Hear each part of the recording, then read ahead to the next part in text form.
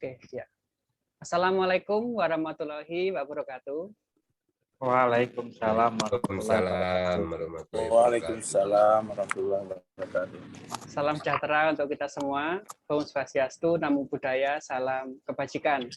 Bertemu lagi dengan saya, Pramudia Laman di OMG, obrolan malam Jumat, yang membahas ini tidak membahas tentang hal mistis, tapi membahas tentang hal-hal yang berhubungan dengan bisnis dan entrepreneurship. Pada malam hari ini membahas tentang banyak cabang di bisnis kuliner. Sengaja saya angkat materi ini karena salah satu peserta yang paling rajin, Pak Ujang, itu selama webinar ini berlangsung lebih dari 3 bulan selalu membawa kabar baik. Kalau saya tanya, Pak Ujang, bagaimana kabarnya? Baik. Sekarang cabang saya sudah di sini, Mas, di situ, Mas. Nah, ini sangat menarik sekali nih. Jadi cabangnya ada di mana-mana. Hari ini kita akan kupas apa saja tip dan triknya sehingga Pak Ujang mempunyai banyak cabang di bisnis kulinernya. Ya. Di webinar kali ini, sesi yang pertama, pemaparan materi, jadi nanti langsung tanggung jawab. Kemudian ada sesi pertanyaan dari peserta, kemudian dilanjutkan dengan Zoom UMKM Expo. Jadi Bapak Ibu yang mempunyai bisnis boleh mempromosikan bisnisnya langsung berbicara di depan kamera maksimal 3 menit. Ya. Jadi Bapak Ibu berbicara langsung di depan kamera mempromosikan bisnisnya. Jadi memang ada tujuannya, edukasinya adalah berani berbicara di depan kamera. Kemudian diakhiri dengan foto bersama, kemudian penutup. Tanpa berpanjang kata lagi, kita sambut Pak Ujang Sumarno. Selamat malam Pak Ujang. Selamat malam, Pak. Gimana kabarnya? Alhamdulillah baik, Pak. Ini sebelum kita mulai, mungkin Pak Ujang bisa memperkenalkan diri. Siapa sih Pak Ujang ini sebetulnya? Monggo, Pak. Oke. Bismillahirrahmanirrahim. Assalamualaikum warahmatullahi wabarakatuh. Waalaikumsalam. Selamat malam buat semua teman-teman yang pada malam hari ini sudah bergabung di webinar. Perkenalkan, saya dengan nama akte kelahiran Jang Sumarno, cuman lebih sering dipanggil orang Ujang ya, karena memudahkan panggilan itu. Saya terlahir di Pager Alam, Sumatera Selatan. Kemudian waktu kecil saya ikut diasuh oleh nenek saya di daerah Tegalrejo, Magelang, sehingga sampai menyelesaikan pendidikan SD, SMP di sana. Kemudian SLTA-nya saya di STM Pembangunan Temanggung di pertanian, dan saya waktu itu mengambil jurusan teknologi hasil pertanian. Berbagai profesi telah saya alami, malang melintang dunia pekerjaan, karena dulu sekolah di STM Pembangunan Temanggung itu tujuannya begitu lulus itu kita dijadikan kerja gitu. Jadi seperti itu yang memicu kita sekolah di sana. Dan yang anehnya saya sendiri setelah lulus dari STEMBA itu tidak belajar bekerja di bidang yang saya pelajari di STEMBA gitu. Anehnya itu ya. Jadi saya memang dari masa sekolah itu aktif ya, dari kegiatan sekolah, mulai dari OSIS, Pemapala Pramuka, sehingga itu membuat begitu saya lulus, saya pun ingin mengenal dunia lebih luas gitu. Nah, seperti itu, dan itulah yang akhirnya saat ini saya bisa terjun ke kuliner. Saya mulai buat teman-teman kenapa ke kuliner ya. Nah, jadi begini Pak Pram, saya itu salah satu yang oleh teman-teman dikatakan sampean berani sekali gitu, keluar dari zona nyaman. Karena sebelum saya di kuliner, saya kan kerja di perusahaan di perkebunan kelapa sawit, yang mana setiap bulan kita kan terima gaji, nah. Iya. Mboh melbu, mboh ora, ibaratnya kan seperti itu. Iya. Yang penting pas tanggalnya jatuh tempo gaji keluar ya tetap keluar kan, seperti itu. Kemudian dari situ saya memutuskan resign atau berhenti untuk memulai wirausaha. Dan ya sudah ada di angan-angan pengen wirausaha, tapi belum ketemu wirausaha apa gitu. Jadi saya resign bulan Mei 2021, terus pulang kampung ke Semarang karena saya tinggal di Semarang. Jadi saya belajar mempelajari apa kira-kira yang ingin saya kembangkan. Kemudian kenapa saya ke kuliner? Jadi dalam masa penantian mau bisnis apa ini, saya ditemukan oleh orang-orang yang mungkin memang udah ditemukan ya, udah diatur sama Yang Maha Kuasa. Jadi untuk bergerak di bidang kuliner. Kenapa kok mengambil bidang kuliner? Karena kuliner ini adalah suatu kebutuhan yang orang pasti butuh kan. Jadi ibarat kata pandemi yang ibaratnya kemarin bisnis orang semua terkendala, tapi kuliner sebagian tidak terkendala karena itu merupakan makanan. Jadi makanan adalah sesuatu yang sangat dibutuhkan oleh orang hidup. Itu kuliner. Kemudian saya ketemu dengan orang kuliner yang ibaratnya yang udah lama terjun di dunia bakso. Kenapa saya ngambil bakso? Ini perlu saya ceritakan. Bakso dan mie ayam adalah makanan yang sudah merakyat. Kemudian harga jualnya pun masih bisa terjangkau oleh semua kalangan, baik yang ibaratnya gajinya pas-pasan sampai ke orang yang gajinya tinggi pun makan di warung bakso masih pantas, ibaratnya seperti itu kan. Gitu tidak ya? ada. Terjangkau. Itu. Kemudian saya pelajari mulai dari dari HPP-nya ya. Membuat bakso itu satu mangkok, satu porsi itu modalnya berapa.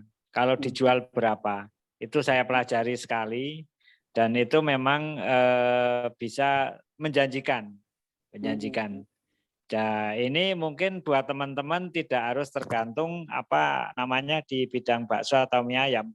Semua kuliner kita kalau memang kita udah niat mau berbisnis kuliner, kita pelajari. Ibaratnya umpamanya sate lah. Sate kita pelajari sate itu.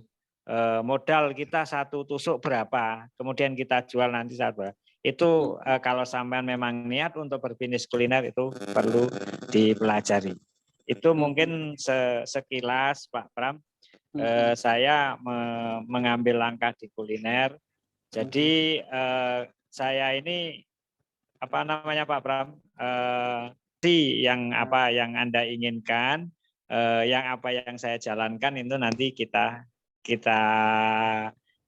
saya jawab sebisa saya kan, karena sesuai dengan judul yang Pak Pram ambil kan tip dan trik banyak cabang, seperti itu. Nah, itu aja gambarannya Pak Pram mungkin. Kembali ke pembahasan awal, apa yang membuat Pak Ujang itu berani keluar dari zona nyaman, Pak?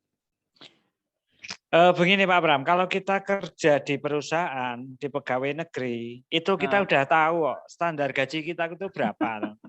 Dan 1 bulan itu 1 tahun itu naiknya kita berapa, di level berapa. Itu satu. Yang kedua kita udah tergantung sama waktu, terbatas. Waktu kita udah nggak bisa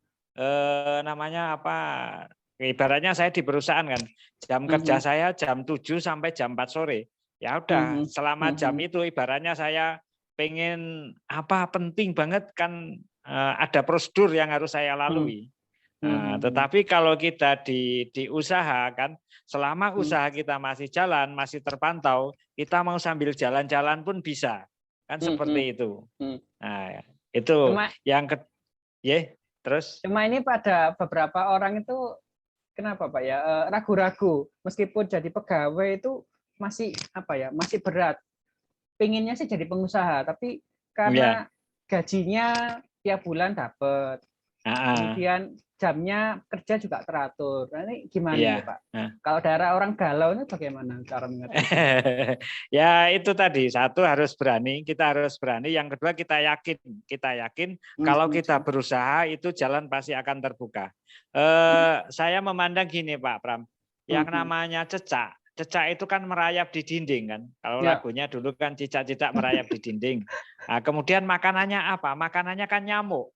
Kalau kita pikir kan nggak ketemu itu. Nyamuk itu terbang, cicak itu merayap di dinding.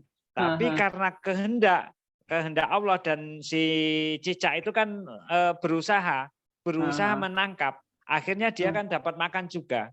Jadi seperti itu. Selama kita masih mau berusaha, mau istilahnya tuh mau bekerja keras, itu jalan pasti ada, jalan akan terbuka. Itu. Jadi intinya berani dan yakin, Pak ya. Berani dan yakin bahwa jalan itu pasti akan terbuka selama kita ada kemauan gitu. Kemudian selain berani dan yakin apa lagi, Pak? Ada yang lain? Kita harus banyak bertanya, banyak membaca. Bertanya gini, kalau kita sudah memutuskan ingin berusaha di suatu bidang ibaratnya kan, kita harus banyak bertanya yang ahli itu. Jangan ragu, jangan malu, kita bertanya dengan sama yang ahli. Kemudian kita coba kita lihat orang-orang yang berhasil, orang-orang yang sudah berhasil ya, orang-orang yang berhasil. Kita boleh mungkin kita ibaratnya sekarang kalau kita belum kenal ibaratnya, saya kasih contoh ya. Saya dulu pengen berbisnis bakso itu. Ini saya melihat bahwa ada satu warung bakso itu kok rame itu. Ada apa gitu.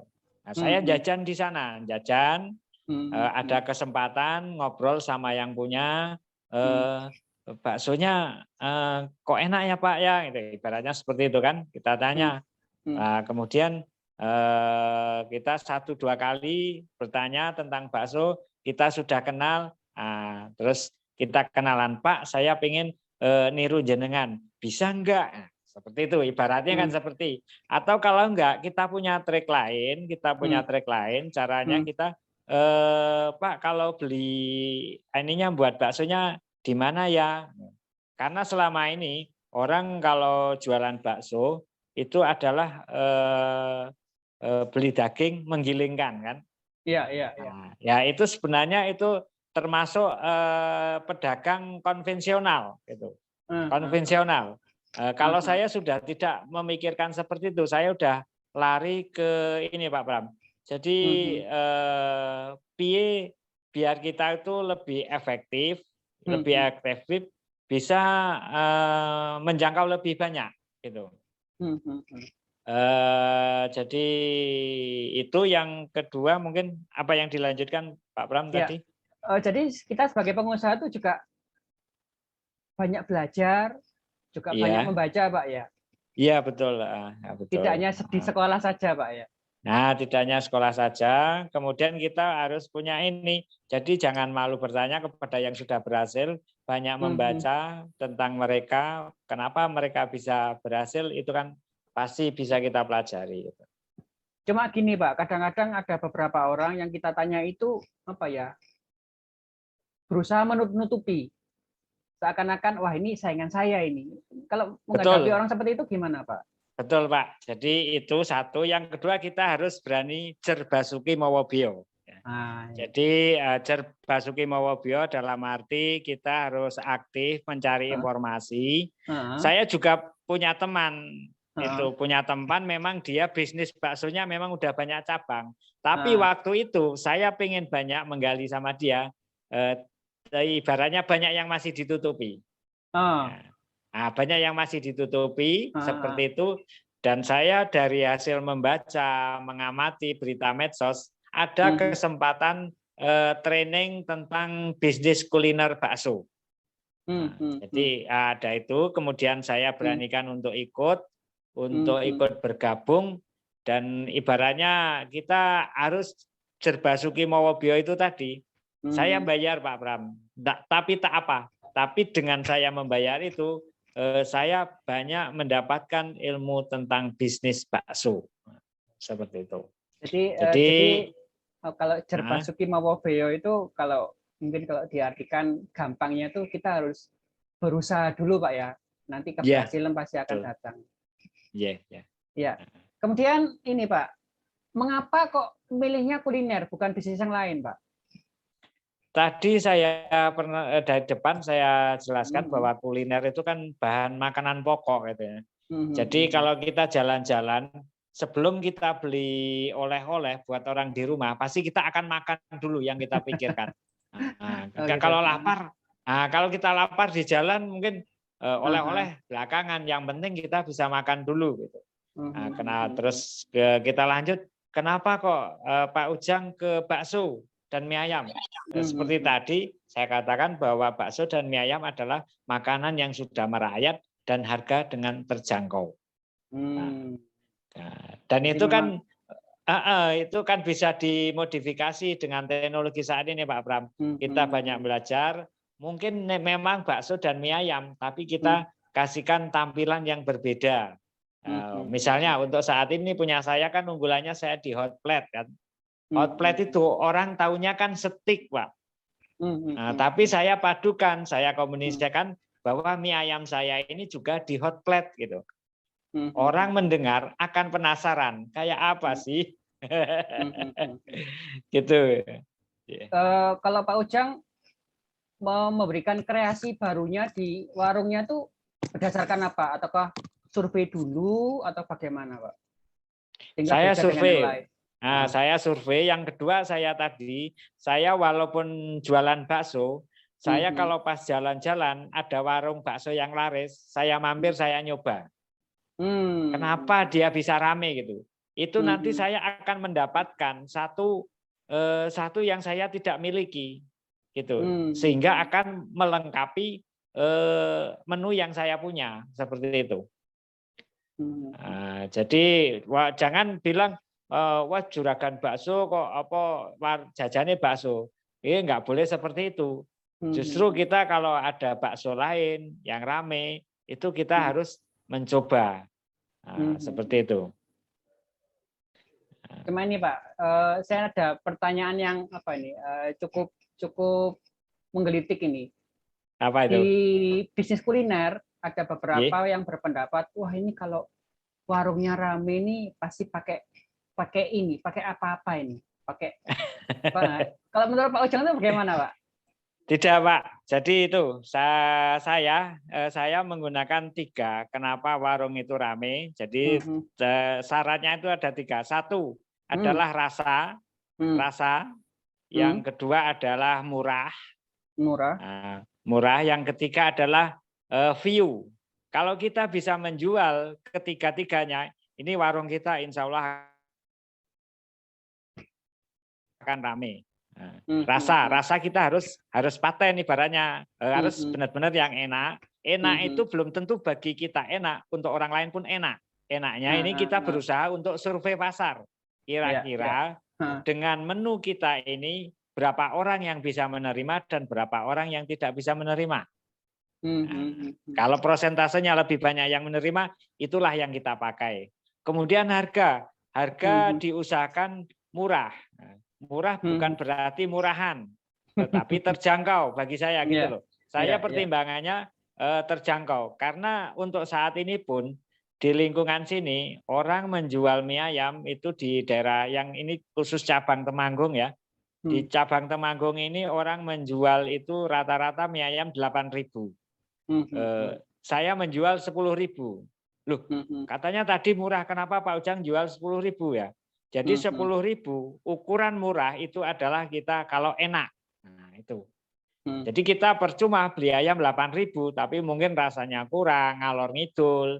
Nah, itu enggak. Jadi saya konsisten di harga 10.000 insya Allah dari pemasukan para konsumen pelanggan saya mengatakan pas, cocok. Nah, seperti itu. Jadi kuncinya kita harus banyak bertanya. Setiap ada konsumen, pembeli makan, kalau walaupun kita nggak kenal gimana Pak, ada saran kritik ini perlu kita dapatkan. Kemudian yang tadi Pak Pram bilang biasanya pakai sesuatu tanda kutip biar rame gitu. Pak. Nah, jadi ini Pak, kalau saya fungsinya di ini kita mengelola suatu usaha itu jangan lupa satu sedekah. Ini. Jadi kalau kita mancing itu harus ada umpannya kan. Iya, kita berjualan itu sama dengan kita mancing untuk mendatangkan konsumen. Nah, kita jangan lupa sedekah.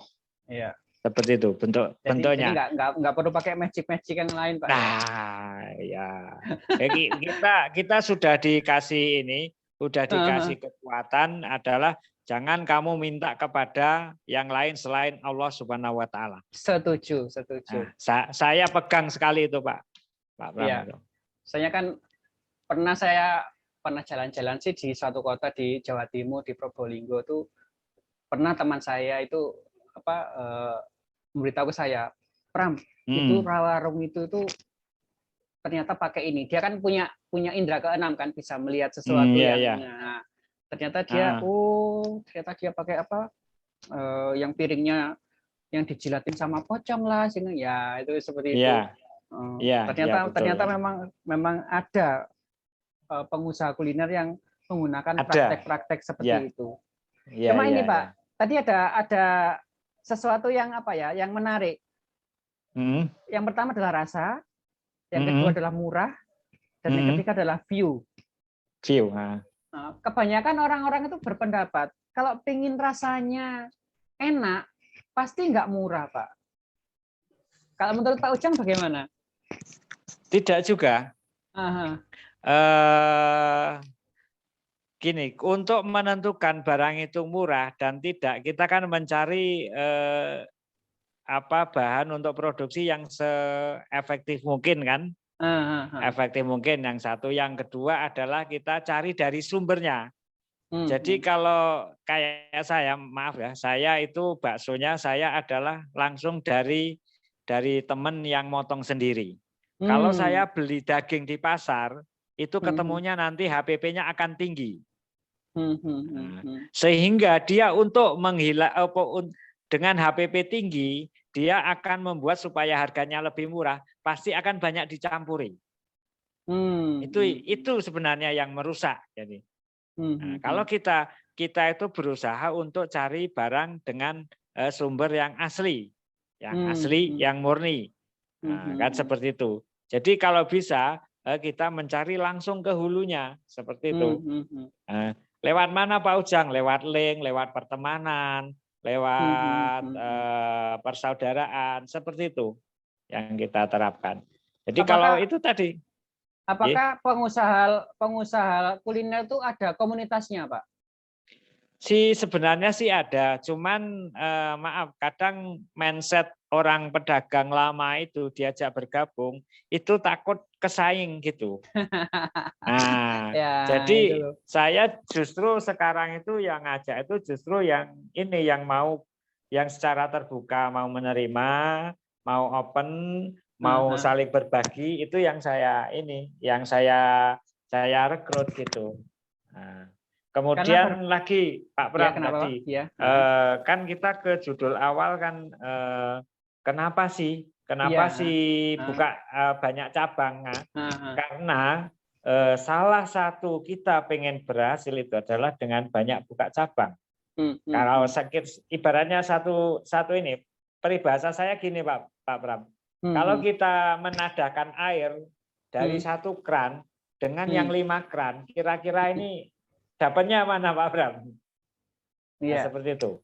Jadi dengan banyak keran itu akan lebih banyak kemungkinan kita akan mendapatkan.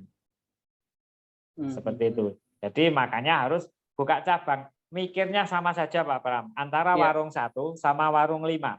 Jadi saya dulu waktu masih punya 1 saya, begitu warung sepi, saya mumet judek gitu. Ini popo gitu. Seperti itu. Iya. Jadi tapi sampai saat ini begitu warung kita udah ada 4, 5, itu kalau mungkin yang 1 sepi itu udah saya udah anggap santai. Insya Allah besok ada gantinya. Nah, ternyata dari warung yang lain istilahnya penjualannya bisa lebih tinggi. Nah, seperti Ada- itu kira-kira. Ada yang berpendapat gini Pak Ujang, kalau saya buka cabang banyak-banyak, itu nanti omsetnya nggak banyak, jadi terpencar-pencar. Mendingan satu outlet tapi omsetnya gede daripada banyak tapi kecil-kecil. Kalau menurut Pak Ujang bagaimana Pak?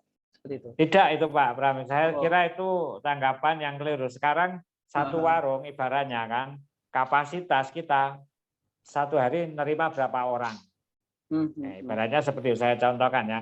Satu warung ibaratnya kita kalau saat ini kan banyak persaingan. Dalam radius 5 km itu kita pasti ada saingan.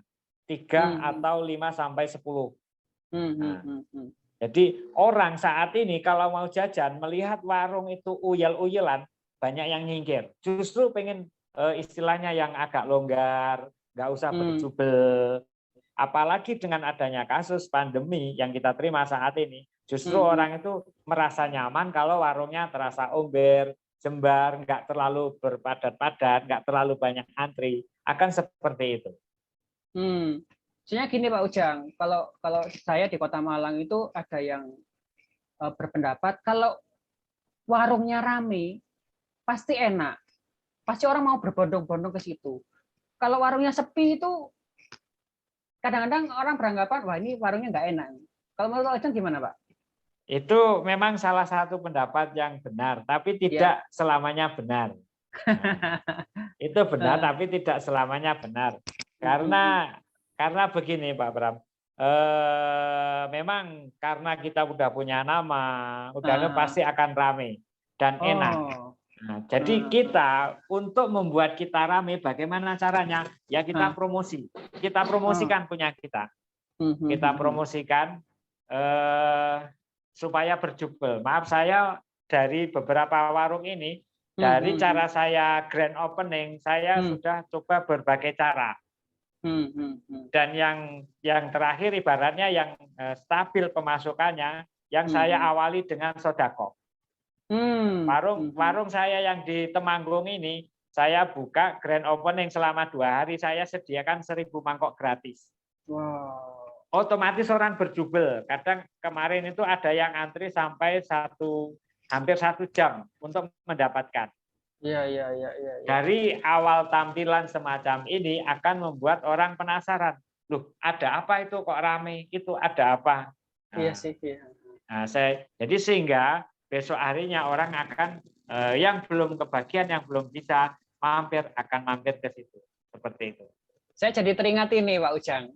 Dulu pernah ada cerita yang warung abnormal itu, yang membagi apa itu 1000 mangkok. Tapi dengan cara seperti itu ternyata abnormal itu cabangnya sekarang di mana-mana. Minta ampun. Wow, gara-gara sedekah 1000 piring gratis seperti itu akhirnya diganti dengan berbagai macam banyak cabang abnormal tuh. Kalau menurut Pak Ujang bagaimana tuh Pak? Ya itu termasuk salah satu ilmu yang saya dapat dari mentor saya waktu saya menerima seminar kelas. Salah satu cara untuk menarik konsumen adalah seperti itu. Dengan kita awali dengan sodako, di dalam kita memulai usaha, insya Allah jalan akan terbuka untuk kita. Dan itu tidak boleh hanya sekali. Kita harus rutin nanti sebulan atau setiap minggu, istilahnya seperti itu. Dan untuk di cabang saya setiap hari Jumat sudah berusaha memberikan diskon 50% untuk di semua cabang. Gitu. Jadi itu sebenarnya sodakoh yang ya setengah dipasarkan ya tidak, tapi kita ringan, konsumen juga ringan.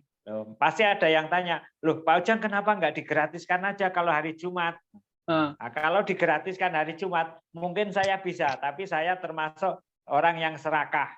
Serakah dalam artian apa? Saya monopoli sodakoh.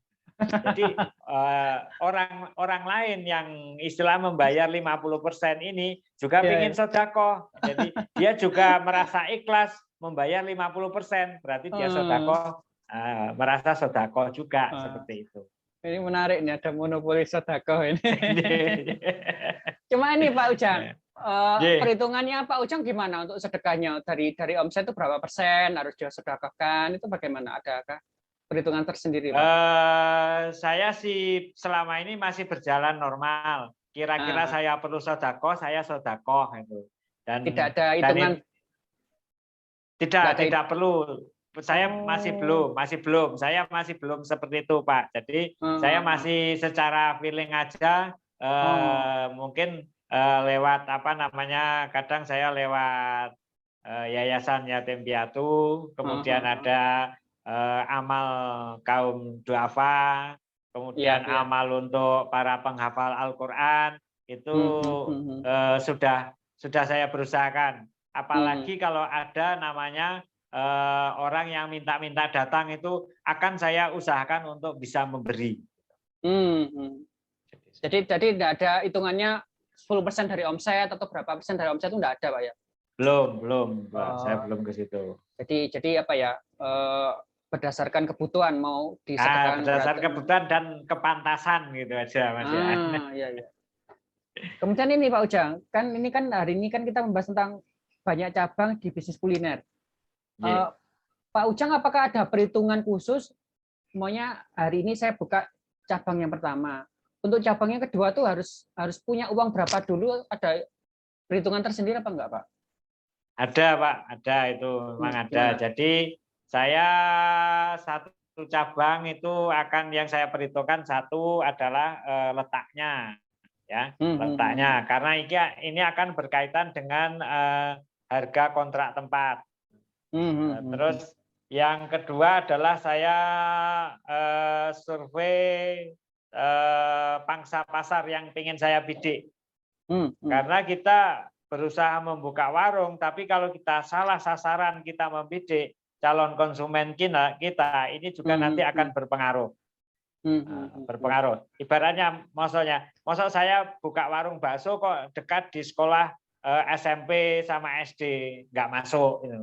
Karena kemampuan ini mereka kan belum, uang saku kan belum sampai segitu. Ibaratnya seperti itu. Ibaratnya seperti itu. Jadi saya harus membaca itu. Kemudian luas bangunan yang tersedia hari ini berkaitan nanti dengan besar kecilnya saya buat branding, istilahnya membranding, perlu pengecatan, perlu renovasi. Nah, itu juga berpengaruh. Yang kedua adalah juga ini Pak, jauh dekatnya kita dengan pusat keramaian. Ini juga sangat berpengaruh. Jadi kita kalau sudah terjun di kuliner, walaupun kita tempatnya itu mungkin agak jauh dari kulineran, tapi tempat kita yang miliki, sarana yang kita miliki itu sangat memungkinkan orang tetap akan tertarik untuk menghampiri gerai kita atau warung kita.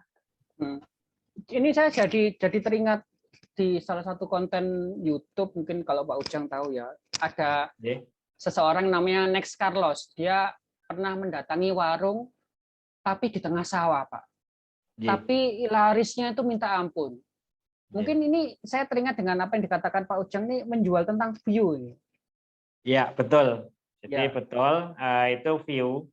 Jadi salah satu tadi warung itu supaya rame itu kan ada 3 syaratnya tadi kan. Iya. Minimal kita punya 1 lah minimal kan, view. Jadi mungkin rasa itu pas-pasan gitu ya, pas-pasan. Tapi suasana di situ kita bisa merasa nyaman, enak, pemandangan indah. Orang akan kembali. Karena dia tujuannya ke situ, sambil nyantai dulu, nyari udara yang enak gitu di tempat itu. Walaupun kita makannya ibaratnya dengan rasa yang pas-pasan, tapi akan merasa enak karena view yang kita dapat adalah masuk ke dalam jiwa kita. Betul sih, saya juga pernah makan di salah satu warung di Kota Batu. Memang rasanya sih nggak terlalu enak sih, cuma karena warungnya di tepi gunung, nah ini jadinya rasanya juga jadi enak meskipun Iya, iya, iya. seperti itu. Kemudian ini Pak Ujang, saya menarik sekali nih dari survei pasar yang Pak Ujang lakukan ini, apa saja yang Pak Ujang nilai dari survei pasar itu, apa saja yang jadi patokan dari Pak Ujang? Saat tadi saya katakan enak bagi saya, belum tentu bagi orang lain enak. Maka saya pernah mencoba dulu dari beberapa teman dan berbagai kalangan dengan berbagai itu yang bisa masuk ke standar pasar kita. Jadi enak itu artinya bisa diterima di lidah banyak orang. Karena saya, maaf, saya ada berbagai macam ini. Misalnya paduan saya adalah kecap sama saus ya. Jadi saus yang harganya mahal belum tentu jadi enak. Nah, karena pasar tidak menerima. Jadi saya pasarnya yang di Purworejo, lidahnya orang Purworejo sama lidahnya orang Magelang dan Temanggung itu berbeda. Jadi perpaduan saus dan kecap di antara Purworejo, Magelang, Temanggung itu berbeda. Jadi saya menggunakan pangsa pasar seperti itu. Kalau di Purworejo itu ibaratnya mereknya A sama B, tetapi yang di Temanggung yang mereknya yang dipakai adalah E sama F. Seperti itu, Pak. Iya, iya, iya. Kemudian ini Pak, gimana Pak? Padahal itu kan menu saya kan sama kan. Baksonya proporsinya sama, mie ayamnya sama. Karena dari beberapa cabang saya itu pembuatannya kan dari satu home produksi, satu rumah produksi yang sama. Tetapi lidah masyarakat, konsumen kita itu akan berbeda menerimanya. Ini yang perlu kita perhatikan dan perlu kita sesuaikan. Kalau kita pengen usaha kita ini berjalan dengan lancar. Iya, iya, iya.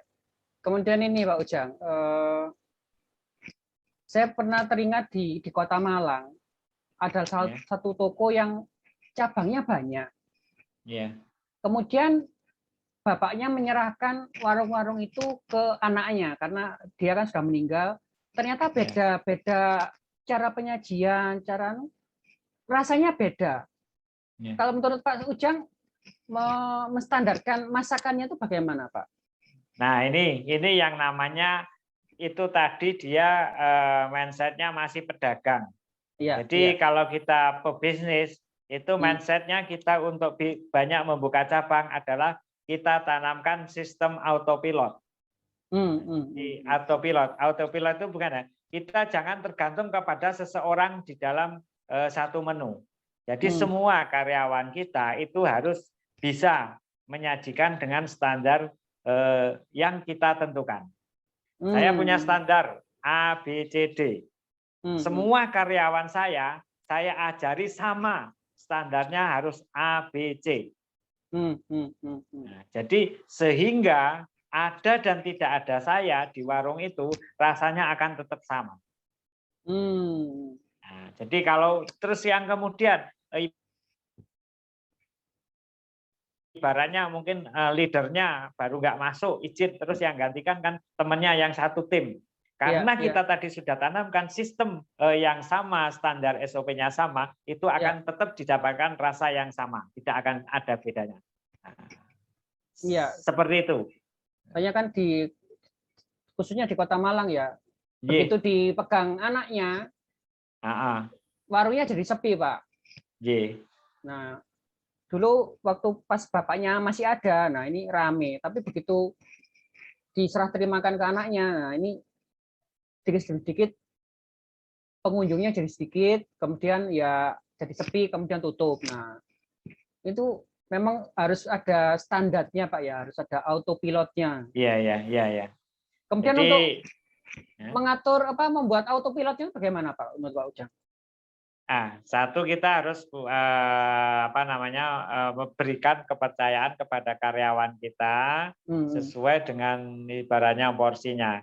Ini satu contoh ya, saya di satu gerai itu 3 orang itu saya bagi tanggung jawab sendiri-sendiri. Satu adalah ibaratnya leadernya, kemudian yang kedua adalah kasirnya, kemudian yang ketiga adalah bagian logistiknya. Jadi bagian logistik ini dia kalau apa ada yang kurang, gasnya habis itu kan yang harus cari, kemudian stoknya habis harus ngambil stok kan. Nah, seperti itu. Mereka semuanya harus bisa melaksanakan, tetapi tanggung jawabnya adalah pada tanggung jawab mereka masing-masing. Tapi ibaratnya kasirnya nggak berangkat, ya yang logistik tadi harus bisa menggantikan sebagai kasir. Kemudian juga yang tadi leadernya nggak berangkat, ya yang logistik juga harus bisa menggantikan sebagai leader.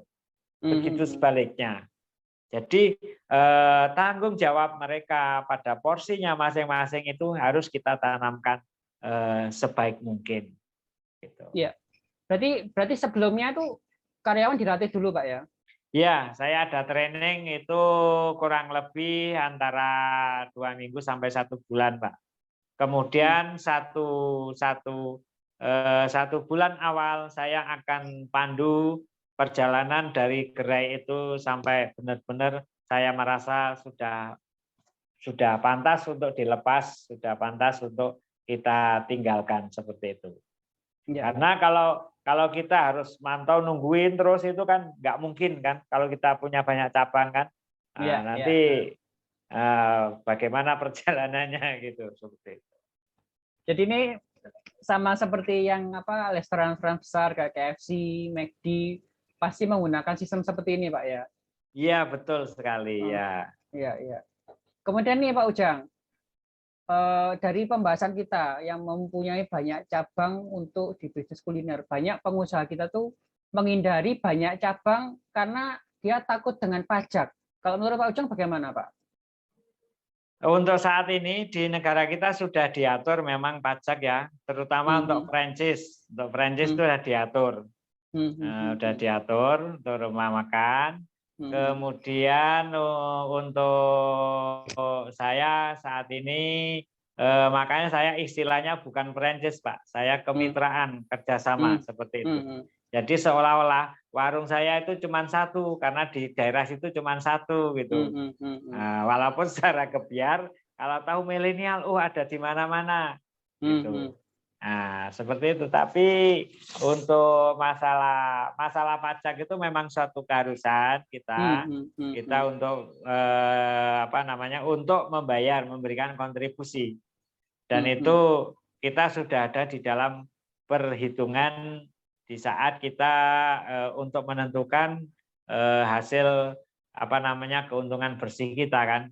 Di dalam komponen kita menentukan usaha kita itu bulan ini saya untung sekian persen. Nah, itu kan sudah ada nanti poin-poinnya. Jadi kalau untuk poin-poin itu nanti mungkin kita perlu kelas khusus kalau kita ngobrol di sini nanti terlalu jelimet, Pak. Jadi antara keuntungan dengan membayar pajak itu masih bisa, Pak ya? Masih bisa, Pak. Iya. Dengan cara-cara yang seperti tadi itu. Ini luar biasa sekali ini. Rencana ke depan Pak Ujang, rencananya seperti apa?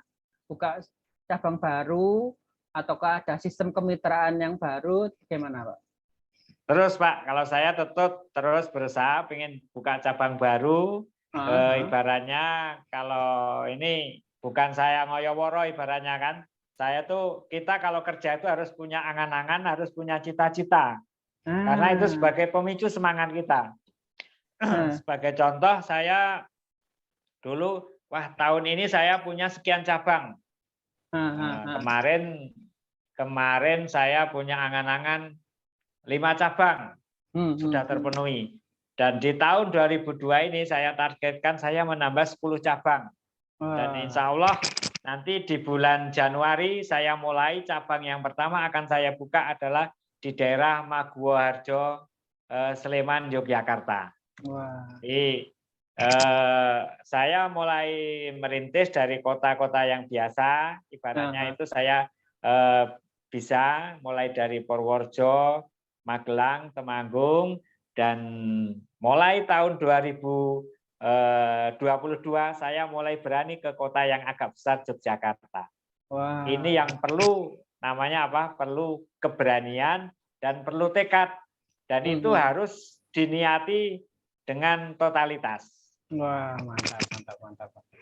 Ini perlu dicontoh nih semangatnya ini. Oh ya Bapak Ibu, jangan lupa di kolom chat monggo untuk absen. Saya sudah ketikkan absensi untuk webinar kali ini. Ya, ini hari ini materinya sangat luar biasa sekali dari pakarnya kuliner ini. Ya, jadi apapun yang Bapak Ibu menjadi kegelisahan untuk membuka bisnis khususnya kuliner ini semoga terjawab. Selanjutnya kita menuju sesi tanya jawab. Bapak Ibu yang ada pertanyaan, monggo silakan ditanyakan langsung open mic saja, langsung aja. Tidak usah ditulis di kolom chat, langsung ditanyakan. Ada yang mau ditanyakan? Monggo silakan. Saya jawab chat dulu Pak Pram. Oh ya, enggak apa-apa. Ada beberapa chat ini yang masuk. Yang satu tadi masalah cicak sering dibawa ke lantai ini. Itu hanya sebagai pemicu ini aja, sebagai peribahasa kita aja itu kan, bahwa kita itu selama kita berusaha pasti kita bisa bisa mendapatkannya. Kemudian bisnis kuliner Pak Ujang punya rencana buka cabang di Jakarta.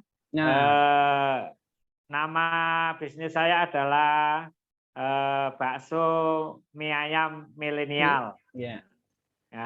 Kalau untuk cabang Jakarta saya belum, tapi kalau saya yang sudah membidik adalah kawasan Bekasi atau Purwakarta sudah ada, cuman nanti actionnya kapan itu saya belum tahu karena masih terkendala keterbatasan saya belajar benar-benar dari pengalaman pribadi juga untuk sistem pengiriman barang gitu. Karena saya belum ke bisnis lebih lanjut dan itu sudah di dalam angan-angan saya. Jadi kemudian ini coba Pak eksperimen bakso dengan aneka topping nyeleneh, misalnya keju, coklat atau kopi. Oke, masukannya sangat bagus. Jadi gini Pak Pram, untuk saat ini saya kan baru 5 ya istilahnya kan. 5. Kalau nanti saya sudah sampai 10, saya akan bikin rumah produksi sendiri. Kalau rumah produksi sendiri itu baru nanti saya akan mengurus untuk izin dagang frozen-nya. Kalau saya sudah punya izin frozen, saya mau buka cabang di seluruh Indonesia pun bisa. Jadi saat ini saya masih terkendala karena itu belum bisa. Ya kalau kita berjalan itu boleh punya angan-angan panjang, tapi kita step by step dulu. Jadi saya masih di seputaran Temanggung, Magelang, Purworejo, Yogyakarta. Ini masih dalam jangkauan sekitar 40 kilo, masih terjangkau. Hari itu saya kirim, 2 hari sekali saya kirim itu masih terjangkau, barang masih aman, seperti itu. Nah nanti kalau di dalam radius itu kita sudah memenuhi syarat untuk produksi rumah produksi, itu nanti kita baru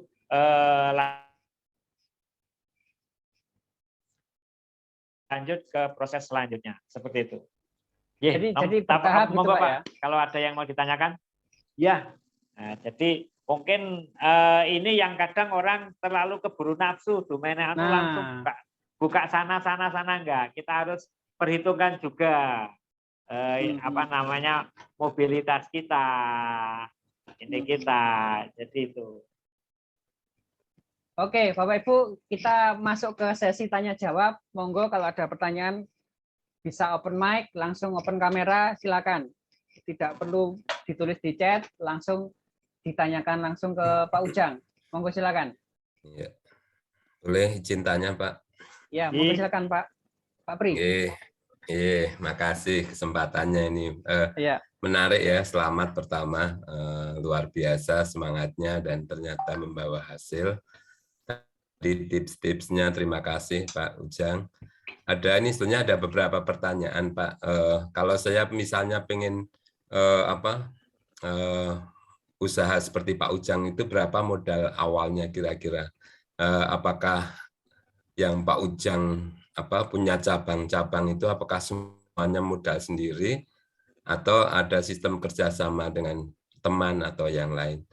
Kemudian yang kedua, kalau saya bisnis kuliner itu sebenarnya dari HPP itu berapa yang normal mengambil keuntungan? Apakah 10%, 20%, 30%, atau bahkan katanya ada yang 100% katanya. Saya juga masih itu ya, masih mungkin nanti bisa memberikan informasi.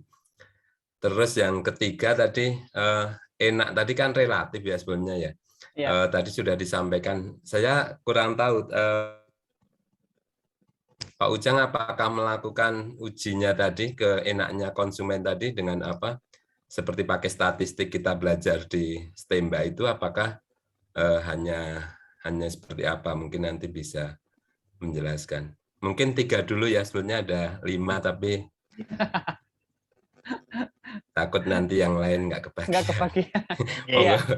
Silakan Pak Ujang. Oke, terima kasih Pak Priyadi. Tadi masalah modal ya, masalah modal satu sebenarnya tadi sudah saya kasih gambaran. Modal itu tergantung tempat, kota, kemudian lokasi kan. Jadi untuk saat ini gerai saya kisarannya naik turun antara 60 sampai 80 juta Pak Pri. Begitu. Itu kemudian tadi Pak Apri apakah punya cabang kok duitnya Pak Ujang kok akeh seperti itu ya. Jadi itu tadi Pak Apri, saya membuka bisnis kemitraan. Bisnis kemitraan artinya ibaratnya Pak Apri saya punya uang tapi meh ngelakoke nggak bisa karena satu keterbatasan, mungkin tidak ada keberanian, yang kedua kurang kurang tekad, tidak tahu ilmunya. Mungkin ini yang perlu Pak Pri tanamkan, cobalah cari orang yang kira-kira bisa dipercaya. Alhamdulillah saya dari beberapa cabang ini menjalankan amanah dari orang semua gitu Pak Pri. Dan apa namanya, konsekuensi saya adalah semangat saya agar amanat ini tetap terjaga. Sebesar sekecil apapun yang saya keluarkan, setiap bulan saya berikan laporan kepada pemberi amanah. Jadi harus pintar mencari investor, Pak ya. Begitu. Begitu. Jadi dan investor itu Pak Pri akan datang sendiri ketika bisnis kita terlihat berjalan. Iya sih. Ya. Jadi alhamdulillah Pak Pri, saya dari satu ke satu itu jaraknya paling 1,5 bulan, 1 bulan. Begitu saya ada orang pas makan, ngobrol, tertarik, kita jelaskan apa adanya yang kita jalan. Nah itu. Kemudian tadi Pak Pri masalah HPP ya. HPP untuk makanan, saya di harga di prosentase di 40% sampai 50%. Jadi kalau Anda bisnis makanan, usahakan menjualnya 2 kali lipat dari HPP minimal. Jadi minimal itu, minimal. Contohnya gimana, Pak? Kalau 2 kali lipat berarti 100%, Pak? Ya, bisa. Tapi kan nanti kena biaya macam-macam kan, jenengan ada tambahan yang lain kan dapatnya bersih. HPP saya adalah 40%, Pak Pri, HPP saya. HPP saya 40%. Kemudian dengan biaya operasional dan lain-lain, usaha saya punya keuntungan 30%. Jadi kalau omset saya, warung saya 1 juta per hari, 1 bulan 30 juta, 1 bulan saya punya keuntungan 10 juta. Seperti itu Pak Pri. Nah, cara ngitungnya ini gimana? Nanti Pak Pri punya kelas sendiri sama saya. Mantap.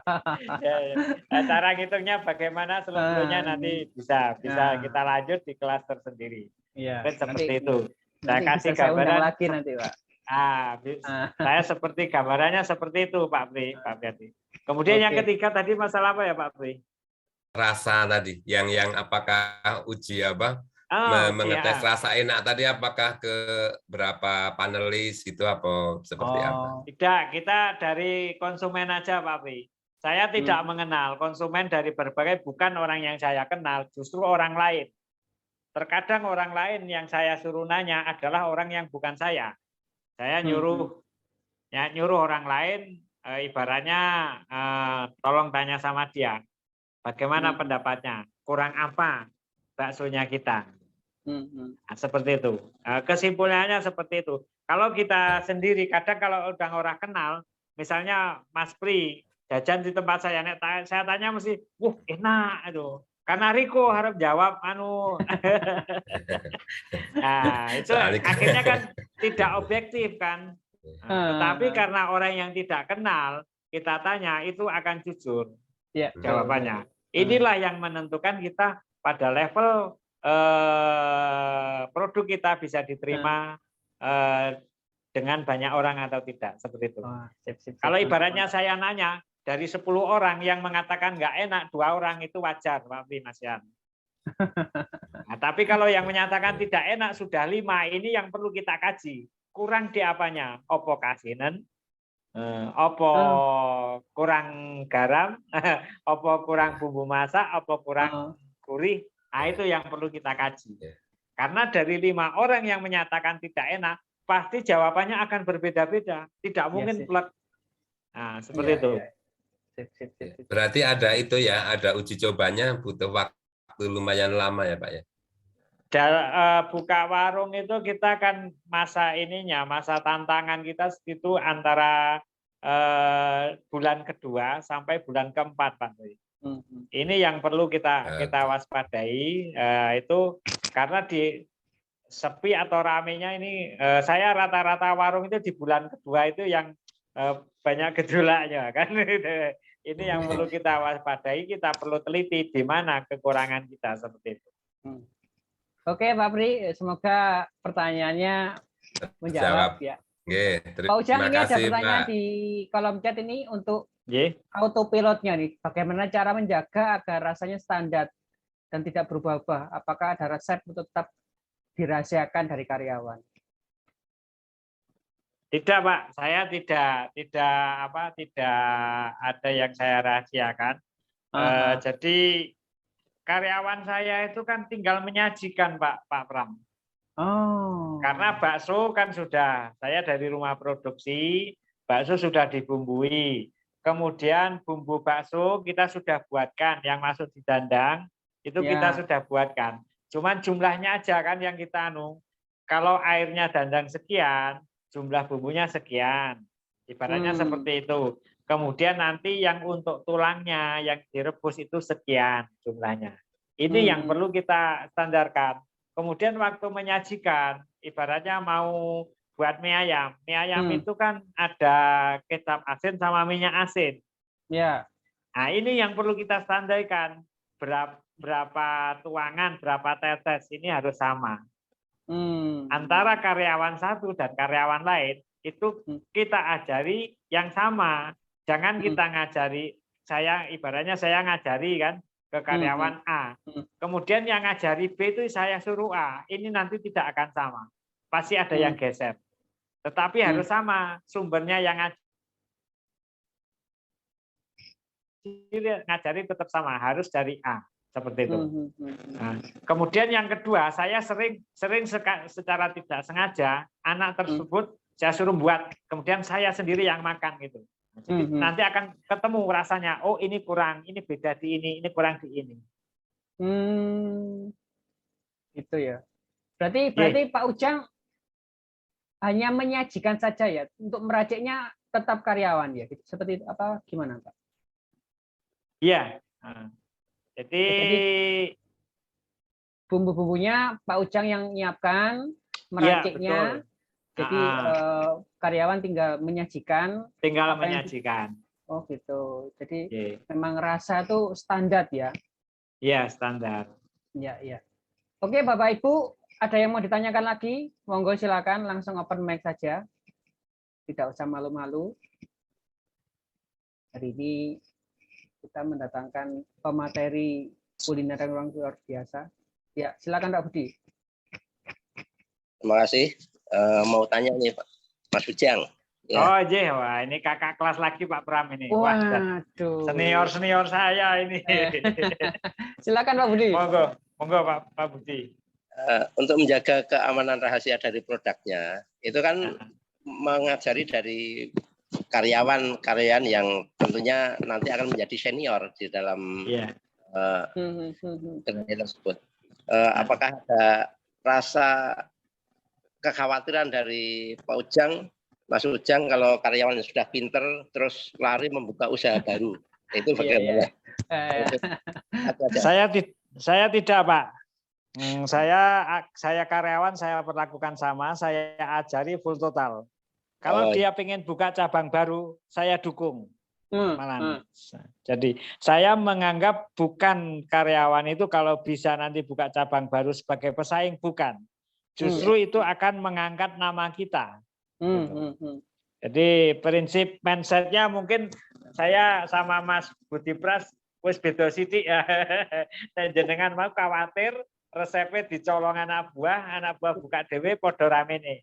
Enggak. Nah, ya. Nah, jadi kalau saya enggak, saya tetap sama. Kalau anak buah memang sudah bisa meletik, buka cabang baru ibaratnya, kita perlu dukung. Seperti itu. Ya, rezeki tidak akan tertukar ya Mas Ujang. Iya, betul. Ini ilmu langitan ini. Rezeki sudah ditakar dan tidak akan tertukar dan tidak akan nyasar kan.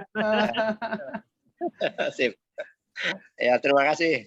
Sama kayak ini ya Pak Ujang ya, kan di pasar itu kan banyak orang yang jual ayam dan berjejer-jejer. Itu juga nggak ada rasa bersaing sama sekali ya.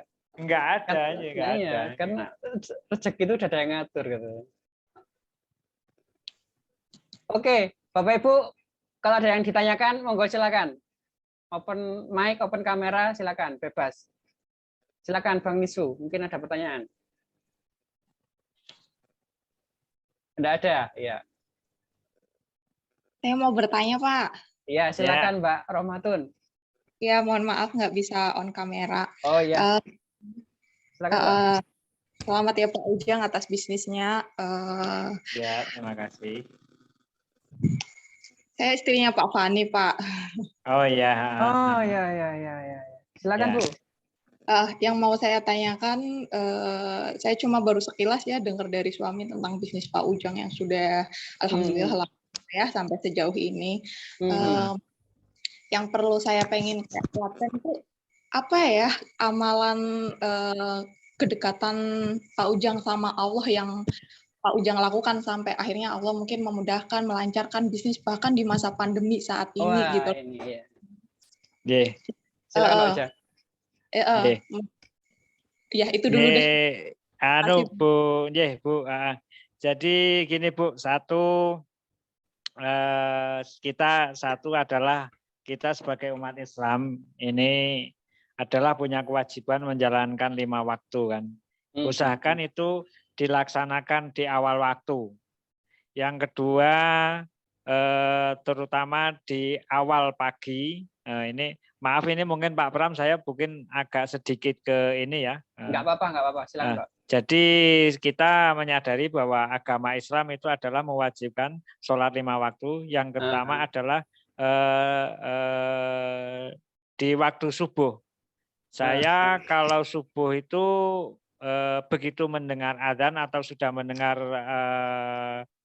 tahrim itu saya bangun, saya mandi dan saya berusaha untuk sholat subuh di awal waktu. Kalau mungkin sempat saya berusaha ke masjid atau mushola jamaah. Ini yang perlu kita laksanakan. Usahakan sekuat tenaga kalau bisa kita berjamaah di waktu subuh kan. Kemudian setelah sholat subuh ikut wirid apa yang diikutkan oleh si imam. Saya membaca Al-Fatihah. Saya khususkan untuk diri saya sendiri. Kemudian saya membaca kulhu 3 kali, Falak 3 kali, kemudian An-Nas 3 kali, dan ayat kursi 3 kali. Kemudian saya membaca istighfar 100 kali. Itu rutin sudah saya laksanakan kurang lebih sejak saya niat usaha ini. Dan alhamdulillah di setiap saya untuk memulai satu cabang, semua urusan dipermudah oleh Allah. Itu yang apa namanya, yang selama ini saya laksanakan. Mungkin juga kalau mungkin teman-teman ada apa yang bisa menekan itu. Yang kedua, saya tidak pernah tidur setelah subuh, Pak. Jadi walaupun subuh awal saya berusaha untuk tidak tidur sampai dengan kira-kira jam 10 atau jam 11. Kalaupun ngantuk, saya tidurnya pasti udah di jam 11 atau setelah zuhur sekalian. Karena saya salah satu pernah mendengar apa kata Ustadz, juga dari pepatah orang Jawa kuno, bahwa rezeki itu dibagikan di saat pagi hari. Jadi pagi hari kan, di pagi hari mungkin kalau tepatnya mungkin dari sepertiga malam akhir, ya, sepertiga malam di akhir itu mulai dibagikan. Jadi bahkan saya pernah mendengar sebuah kisah bahwa putranya sahabat pun, sahabat siapa itu, ada yang tidur di setelah sholat subuh, terus dia katakan bahwa anakku, kenapa kau tidur di saat rezeki sedang dibagi-bagikan? Nah, kira-kira nek bahasa kasare, pada saat kita membagikan rezeki, kok kamu tidur, kira-kira itu ikut kebagian atau tidak? Kan seperti itu. Nah, jadi itu saya yakini sekali itu. Jadi di pagi hari usahakan, walaupun saya kadang malam sampai jam 12, saya jam 1, tapi waktunya subuh saya usahakan untuk bangun, mandi, dan sholat subuh di awal waktu. Itu. Jadi itu tadi Bu Fani tadi ya lewat chat, saya pengen jawab tapi lupa. Ya seperti itu Pak. Jadi memang terbukti ya. Jadi larisnya satu usaha itu sudah dibuktikan oleh Pak Ujang sendiri, tidak perlu menggunakan magic, tidak perlu ke gunung ini, ke gunung itu, pakai setan ini, setan itu, enggak usah. Jadi jalankan ajaran-ajaran agama yang Bapak Ibu anut, pasti insya Allah usahanya pasti akan laris. Ya. Saya tambahkan Pak Bram. Ya. Untuk yang kedua, kita jangan lupa sedekah. Itu tidak hanya di agama Islam, di agama lain pun. Saya pernah itu, kalau kamu ingin mendapatkan, harusnya kamu memberi dulu, seperti itu. Iya, iya. Malah ada yang berkomentar, saya tidak pernah mendengar ada orang miskin gara-gara dia bisa memberi. Malah sebaliknya. Oke, Bapak Ibu, ada yang ditanyakan lagi? Terakhir mungkin. Silakan. Ya Bang, silakan Bang. Assalamualaikum Pak Ujang. Waalaikumsalam. Jadi sudah nyimak dari tadi ya, bagus banget. Yang pertama buka cabangnya, saya perhatikan, terus sampai ke sistem autopilotnya ya, bagus banget ya. Jadi kebetulan kan Pak, saya juga beberapa usaha juga sudah menjalankan sistem autopilot. Itu di Jakarta ada 3 cabang, di Aceh nih yang baru, karena kan seperti Pak Ujang bilang tadi, namanya yang baru itu kan harus kita maintain dulu sampai jadi, nanti baru kita lepas gitu kan. Iya. Jadi saya ingin tahu, karena saya lihat perkembangan punya Pak Ujang ini begitu pesat ya dari bulan bulan Mei tadi Pak ya. Bulan Agustus malah Pak mulainya saya. Agustus berarti bareng sama laundry saya yang baru ini. Cepat ya Pak Ujang. Kalau saya mulai laundry dulu 2016, 2016, 17, 18 belum bisa buka cabang, malah 2021 lagi pandeminya buka cabang kedua, ketiga, keempat. Jadi malah di pandeminya itu kan dapat momentum di situ. Yang ingin saya tanyakan adalah error autopilotnya itu menurut Pak Ujang segitu cepat membuka cabang banyak itu ada berapa persen errornya? Apa mungkin memang nggak ada? Karena pengalaman saya sendiri buka cabang banyak itu ya, sekalipun kita udah pakai sistem aplikasi segala macam, namanya error loss itu pasti ada, tapi ya selama itu masih di bawah 10%, tapi saya menganggap itu nggak masalah ya kan. Kita anggap itu beban kita ya kan. Tapi kalau yang di atas 15% error kontribusi, error kinerja apa segala macam itu tetap harus kita proses. Sementara yang kuliner ini bagaimana Pak Ujang? Ya, silakan. Ya, jadi gini Pak saya sistem kontrol saya pakai sistem kan seperti ini. Tiap hari itu kan ada laporan stok. Jadi tiap hari ada laporan stok, ibaratnya bakso umpamanya 100 gitu kan. Terus hari itu juga pada malam hari itu ada laporan penjualan. Nah, laporan penjualan kan ibaratnya hari ini terjual bakso sekian mangkok. Nah, uangnya sekian. Nah, kemudian kita bandingkan dengan tadi stok awal gitu. Stok itu setiap pagi ditambah, malam harus laporan. Nah, seperti itu kan. Selisih stok ibaratnya kalau selisih 3 mangkok karena karyawan saya 3 orang di setiap warung saya anggap wajar itu dimakan. Tetapi kalau selisihnya udah 10 mangkok saya perlu curiga seperti itu. Saya pernah, saya boleh dikatakan kejam, tapi saya ini biar buat contoh yang lain. Saya pernah melihat kejanggalan suatu stok. Jadi antara order sama hasil penjualan tidak nyambung, tidak ketemu. Malam, itu maksudnya. Ya, malam begitu dia tutup, saya datang. Karena itu pas kebetulan di cabang Purworejo ya, saya datang. Malam itu juga mereka bertiga, silahkan pakaian kalian dikemasi. Malam ini juga. Wow. Jadi kita memang harus berani seperti itu.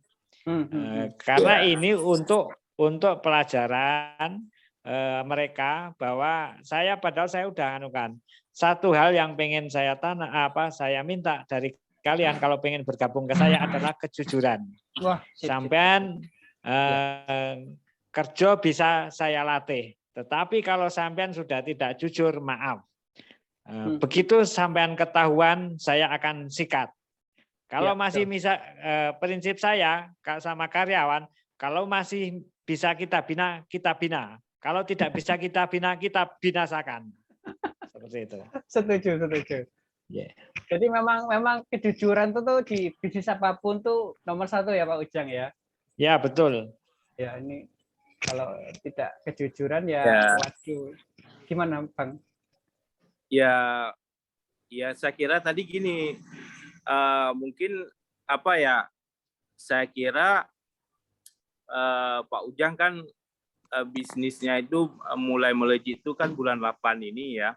Saya kira belum ada error itu belum terjadi, ternyata sudah gitu. Oh sudah. Kalau saya kan udah 6 tahun di laundry, jadi udah sering gitu. Jadi penting nggak lebih 10% daripada omset total, udah nggak masalah, itu biasa gitu. Jadi Pak Ujang ini sudah pernah mengalami hal-hal buruk di bisnisnya. Sudah. Itu sudah awal, dan itu harus prosesnya tetap harus kita lalui itu. Jadi sampai saat ini kita itu sudah bisa membaca gelagat karyawan itu kita bisa membaca seperti itu. Iya, padahal kan kalau kita pikirkan kita kan di bisnis laundry ya, nih Pak Bram tahu. Kita itu per transaksi udah tahu gitu kan. Satu transaksi nambah kita tahu dan keuntungan hari ini berapa kita tahu. Tapi ya namanya manusia memegang sistem ya bisa aja lah. Iya. Jadi kalau saya sih sama prinsipnya dengan Pak Ujang. Jadi kejujuran itu nomor 1. Kalau udah nggak jujur ya itu pasti. saya luluskan, Pak. Saya wisuda, Pak. Ya itu pastilah. Iya. Jadi memang apapun bisnis Bapak Ibu, kejujuran tuh nomor 1. Malah kadang-kadang ada yang berkomentar, Pak Ujang kalau diberi 2 karyawan, satunya pintar tapi nggak jujur, satunya lagi bodoh tapi jujur. Nah, pasti Pak Malah Ujang milihnya. kadang-kadang rekrut karyawan terlalu. Kenapa, Pak? Ya maaf aja, malah kadang-kadang terlalu pinter teknologi juga kita meragukan, malah yang bisanya apa yang kita ajarin itu yang bisa itu malah lebih enak karyawan kan. Karena sekarang kan sistem yang kontrol. Yang kontrol kan sistem gitu kan, nggak perlu ngitung ini ngitung itu ya kan. Iya. Itu nanti itu masalah sistem sistem kerjanya.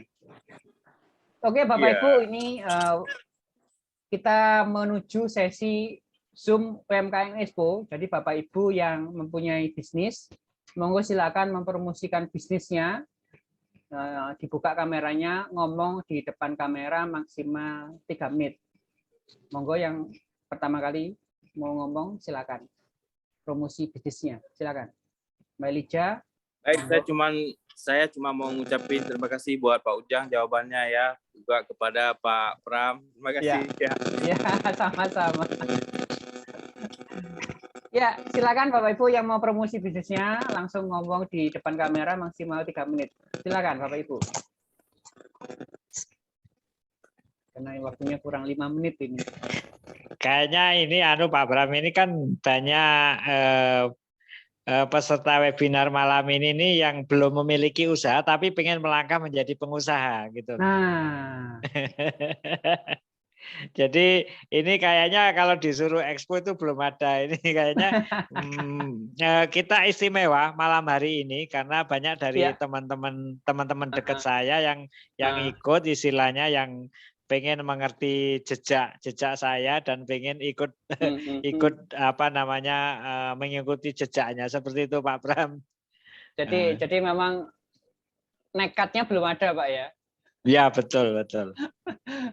Karena dulu saya tuh buka usaha tuh memang modal nekat, tidak punya pengetahuan apa-apa, hanya melihat saudara yang dari Semarang kok bisa membuat outlet kok sampai banyak, ya udah, saya cuma lihat, belajar, praktek, pas di rumah juga ada ruangan kosong, ya udah, langsung aja buka tanpa berpikir 2 kali, 3 kali, sambil bekerja, sambil belajar, sambil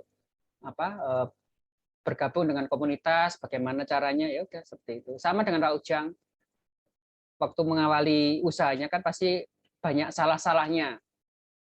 Nggak mungkin buka usaha itu langsung laris tuh nggak ada. Pasti ada lika-likunya pasti. Tapi dengan perjalanannya waktu hingga saat ini Pak Ujang sampai berapa outlet sekarang Pak Ujang? 5. Wah, ini luar biasa nih. Ini pasti ke depannya ini mau menguasai kota Jogja ini bentar lagi. Jogja, kemudian Amin. Ada rencana ke Semarang, Pak?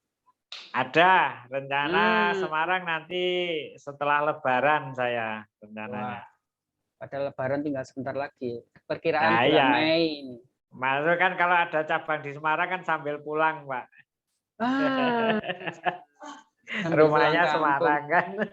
Pulang kampung. Sekalian pulang kampung, sekalian buka usaha. Iya. Ada yang mau promosi nih? Nggak ada nih, Mbak Elija. Beneran nih. Bu Romatun mau mempromosikan bisnisnya? Monggo, Bu Ayu, Pak Ginanjar. Kalau dari saya, Pak, terima kasih sekali Pak Ujang sebagai narasumber sudah menjelaskan tadi ya panjang kali lebar, banyak banget sih ilmu yang saya dapatkan. Mohon doanya tahun depan Allah saya mau usaha pijat baby spa di bidang saya kesehatan. Di sini kemudian saya biar suami bisa resign dari perusahaan dan saya bisa segera pulang ke Jawa. Mohon doanya dari Amin. Wah, ini bisnis ini yang prospektif ini. Ya. Bisnis tentang yang berhubungan dengan bayi. Ya. Semoga Bu Romatun tahun depan buka usaha. Ya. Amin. Amin. Harus buka usaha. Harus nekat. Ada yang lagi, Bapak Ibu, yang mau promosi? Bu Musilawati nggak ada? Bu Eri, Pak Budi, Pak Eri, nggak ada? Ya, sebelum saya tutup, waktunya kurang 3 menit, mungkin Pak Ujang ada kata penutup. Silakan, Pak. Oke. Jadi gini Pak Bram, kalau kita mau niat usaha, satu niatlah dengan sekuat tenaga, terus carilah sebanyak mungkin sumber untuk mendukung apa keinginan kita,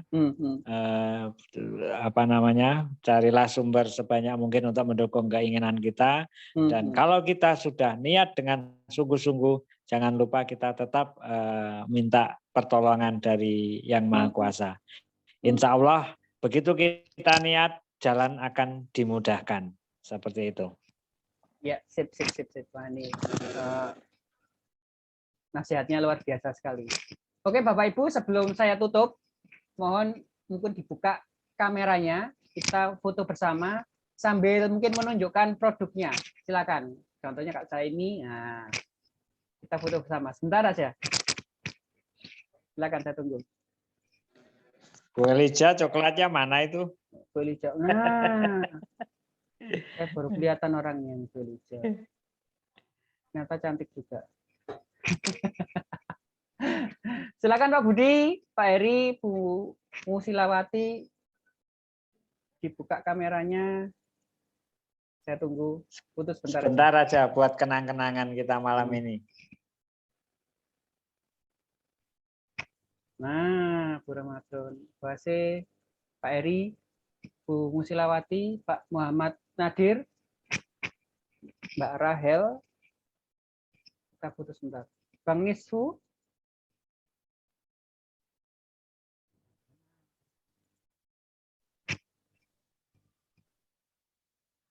Pak Eri, saya tunggu. Pak Muhammad Nadir, Pak Raffi, kita putus sebentar aja.